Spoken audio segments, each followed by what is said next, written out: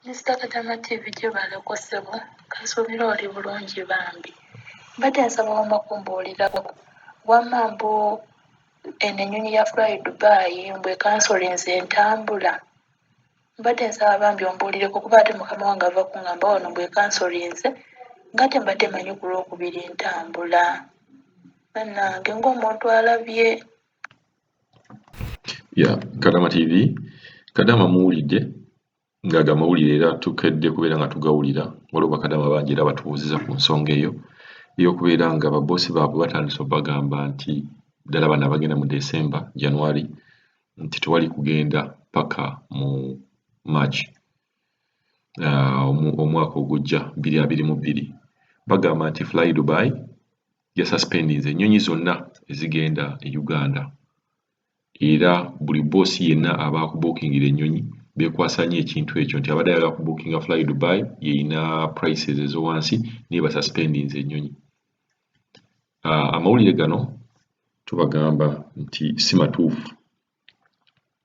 matuufu mu nsi ezimu naye tebannaba kugaanako nnyonyi Fly Dubai tennabagamba nti tegenda genda mu Uganda oba ku Entebbe airport wabula kati baboosi bakozesa omukisa guno okubeera nga balimbalimba bakadaama baana bangi nnyo abamaze contract zaabwe kaakati naye nga babalaga nti tebasobola kubeera nga batravelinga era n'ensonga eyo tugenda kubeera nga tugyogerako ey'okubeera nga omuntu bwe mba maze contract yange emyaka 2 nina kugenderawo olwo olunaku nina kulindako era lwaki mba nninda eyo topic ejja kubeera lwayo.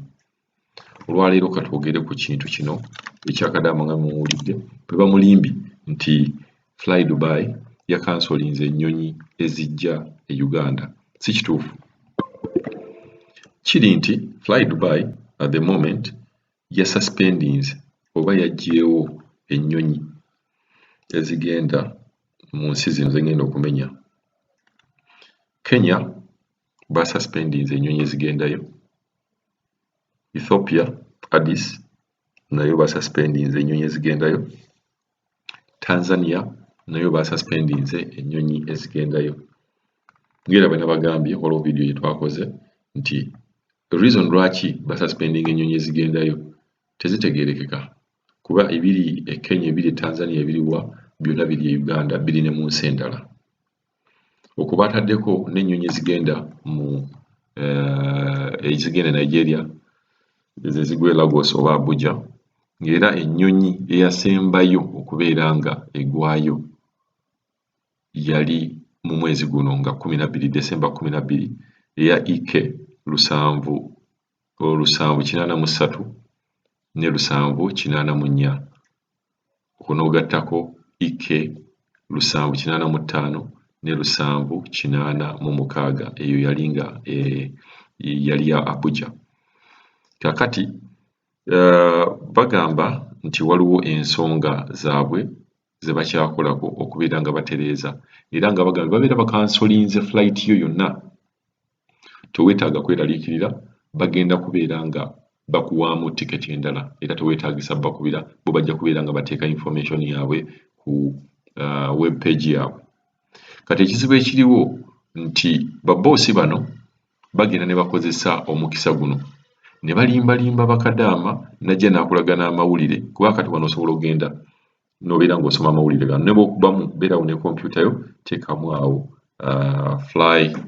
Fly Dubai suspends flights to ojja ziraba nga bataddeko ensi ezo kakati yajja n'akulaga najja n'afuna najja n'akuvuunulira bakadaama abamu bayinza okubeera nga tebamanyi kwesomera najja n'akulaga ekyo kati bw'akulaga ekintu ng'ekyo n'ogenda n'okubirako munno oba n'obuuzaako ye n'akulowooza nti kituufu ate nga waliwo n'akakodyo akalala bw'ogendera n'okubamu ekintu ekyo waliwo bwe basuspendinga ennyonyi ezaali zijja e Uganda oluusi bayinza okikola intentional Abamwarabu oba omulala nga takimanyi bumanya kati ye bw'agenda ku Google n'abeera ng'akubyemu Fly Dubai suspends flights to Entebbe kakati kitegeeza nti bw'aba teyeetegereza amawulire gano gaafuluma ddi kuba waliwo amawulire agaafuluma mu COVID eyasooka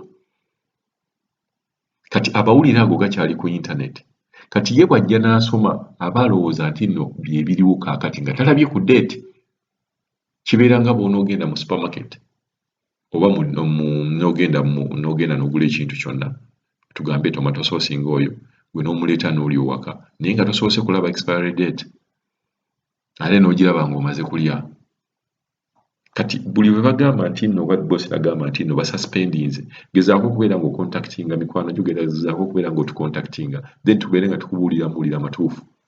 Kituufu baali basuspendinzeeko ennyonyi obutagenda Uganda, mwena mukimanyi, naye kaakati tekinabeerawo. Kiri mu nsi ezo ze mbamenyedde,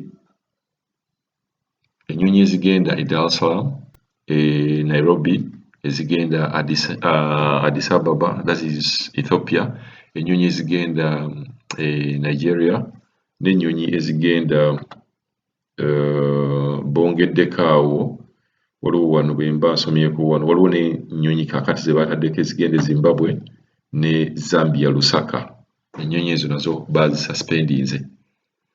Kintu kino bo bakiteeka ku COVID naye nga bwe nabagambye kyetooloolera kintu kinene nnyo, bw'oba okigenze wala kintu kinene nnyo.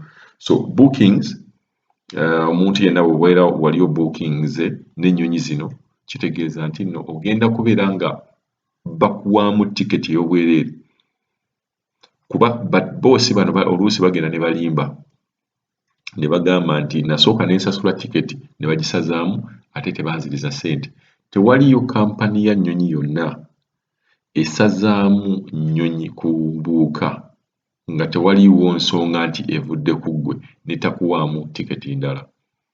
Lwa nsonga babeera tebakoze loss, babeera tebaflyinze, babeera tebatambudde. Bwe babeera tebatambudde then tewaliiwo kye babeera basaliddwa, tebabeera tebasasudde bakozi ababeerawo, bakabinet crew babeera tebabasasudde, babeera tebasasudde mafuta ga nnyonyi, babeera tebasasudde na musolo. Kati kitegeeza nti lwe baddamu okubuuka ebintu bino babeera bajja obbisasula. Wabula Abawarabu oluusi bagenda ne balimbalimba bakadaama nti nasooka ne nsasula tiketi eri ne bagikansolinga, kati ate nkyanoonya ssente kuddamu kusasulira tiketi ndala. Kati bw'oba tomanyi byantambula, ye muntu agenda oyo omuntu ajja okuva eri agambe nti muno Kadaama TV boosi wange anjagala nnyo, oba ogambe bazadde bo mikwano gye nti boosi wange anjagala nnyo, kale bambi baasazaamu tiketi eyasooka naye ayagala kusonda tiketi anguzirire tiketi endala. Abantu bano babazanyira ku bwongo ne yeefuula nti muntu mwetoowaze, muntu mulungi, naye ng'akuzanyira ku bwongo. Agende ku internet nga bagambye nti abantu ba mirundi ebiri, waliwo Omwarabu amanyidde ddala nti tebannaba kususpendinga nnyonyi oba tebannagaana nnyonyi zigenda Uganda, ng'akimanyidde ddala, wabula n'akuzanyira ku bwongo ku internet n'akuleetera busitooli obukadde n'obeera nga nawe tosomye ddeeti n'okikkiriza. Kati ng'oyo Kadaama bwe baamulimbye tebannaba kugaanako nnyonyi kubeera nga zigenda e Uganda. Kati ate wabeerawo n'Abawarabu ye bambi nga tamanyi, ye ng'asoma wano naye neerabira okulaba ekintu kino, amawulire gano gaddi. Era nkugambye bw'onoogenda ku internet ojja kulabawo ebintu ebyo, amawulire gano nga gaali gadda. Ate era tweyongera okugumya abantu mwenna abali e Dubai oba abali ebweru nti Ugandan Airlines yatandise flights, kati waliwo flights ezigenda e Dubai, nti bwe wanajjawo ebizibu ebyo Uganda engeri gye tulina ennyonyi tukyalina eddembe okugenda ne tujjayo abantu bonna babeera bali mu bwetaavu bw'okubeera nga bakomawo e Uganda. Naye nga nziramu okubagamba nti tewali muntu yenna alina kubalimba, boosi wotakulimba nti Uganda baaganye. Fly Dubai yagambye nti tegenda kuddamu kugenda Uganda paka nga bamaze okutereeza embeera ebaganye okugendayo. Ensi nzibamenyedde gye batagenda, naye Uganda bakyagenda. Era Kadaama ono yaweereza message eno, gezaako okubeera nga okuba ennamba ya Fly Dubai babeere nga bannyonnyola boosi wo bulungi kuba akulimba, byagamba si bituufu. Mpozi n'ekirala yenna yina gwe balimbalimba nti bakansolinze ennyonyi ezigenda e Uganda ya Fly Dubai. Njagala obeere ne boosi wo omugambe mukube ennamba eno kuba bya bulimba. Nkugambe mulimu abakitegeera, mulimu n'abatakitegeera. naye njagala awandiika ennamba eno mukubire ofiisi ya Fly Dubai kuba byayogera si bituufu. Ennamba gye mugenda okubako eri +971 600 544 then n'esembayo ziri 445. Bakubire bajja bagamba ekituufu. Kanziremu ennamba eyo eri +971 600 544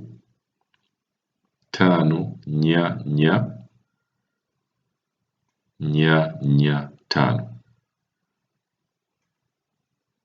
Ennamba eyo ya Fly Dubai era nga ya customer care. Bajja kubeera nga babawa obuyambi bwe mwetaaga.